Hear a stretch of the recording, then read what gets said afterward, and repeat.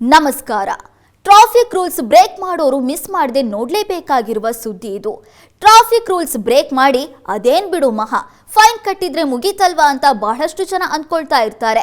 ಪದೇ ಪದೇ ಸಂಚಾರಿ ನಿಯಮಗಳನ್ನ ಉಲ್ಲಂಘನೆ ಮಾಡೋರು ಕೂಡ ಬಹಳಷ್ಟು ಜನ ಇದ್ದಾರೆ.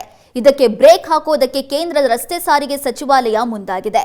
ಪದೇ ಪದೇ ಸಂಚಾರಿ ನಿಯಮ ಉಲ್ಲಂಘಿಸುವ ಚಾಲಕರ ಡ್ರೈವಿಂಗ್ ಲೈಸೆನ್ಸ್ಗಳಿಗೆ ನೆಗೆಟಿವ್ ಪಾಯಿಂಟ್ ಸಿಸ್ಟಮ್ ಅನ್ನ ತರೋದಕ್ಕೆ ಮುಂದಾಗಿದೆ. ಸಿಗ್ನಲ್ ಜಂಪ್, ಓವರ್ ಸ್ಪೀಡ್ ಸೇರಿ ವಿವಿಧ ಉಲ್ಲಂಘನೆಗಳಿಗೆ ನೆಗೆಟಿವ್ ಪಾಯಿಂಟ್ಗಳನ್ನ ನಿಮ್ಮ ಡಿಎಲ್ಗೆ ಆಡ್ ಮಾಡೋದಕ್ಕೆ ಸರ್ಕಾರ ಮುಂದಾಗಿದ್ದು, ನೆಗೆಟಿವ್ ಪಾಯಿಂಟ್ಗಳ ನಿಗದಿತ ಮಿತಿ ಅಂದ್ರೆ ಲಿಮಿಟ್ ಮೀರಿದ್ರೆ ನಿಮ್ಮ ಡಿಎಲ್ ಅನ್ನ ಸಸ್ಪೆಂಡ್ ಅಥವಾ ಸಂಪೂರ್ಣ ಕ್ಯಾನ್ಸಲ್ ಮಾಡುವ ನಿಯಮ ಕೂಡ ಇದಾಗಿದೆ. ಈಗ ಟ್ರಾಫಿಕ್ ರೂಲ್ಸ್ ಬ್ರೇಕ್ಗೆ ಇರುವ ದಂಡ ಮತ್ತು ಶಿಕ್ಷೆಗಳ ಜೊತೆಗೆ ನೆಗೆಟಿವ್ ಪಾಯಿಂಟ್ಸ್ ಕೂಡ ಸೇರ್ತಾ ಇದೆ.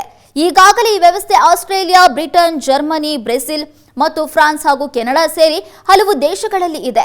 ಪಾಯಿಂಟ್ಸ್ ವ್ಯವಸ್ಥೆ ಮೂಲಕ ಪದೇ ಪದೇ ಟ್ರಾಫಿಕ್ ರೂಲ್ಸ್ ಬ್ರೇಕ್ ಮಾಡುವವರಿಗೆ ಶಿಕ್ಷೆಯನ್ನ ಅಲ್ಲಿ ವಿಧಿಸಲಾಗ್ತಾ ಇದೆ. ಅದೇ ರೀತಿಯ ಸಿಸ್ಟಮ್ ಅನ್ನ ಭಾರತದಲ್ಲಿ ಪರಿಚಯಿಸೋದಕ್ಕೆ ಸರ್ಕಾರ ಮುಂದಾಗಿದೆ.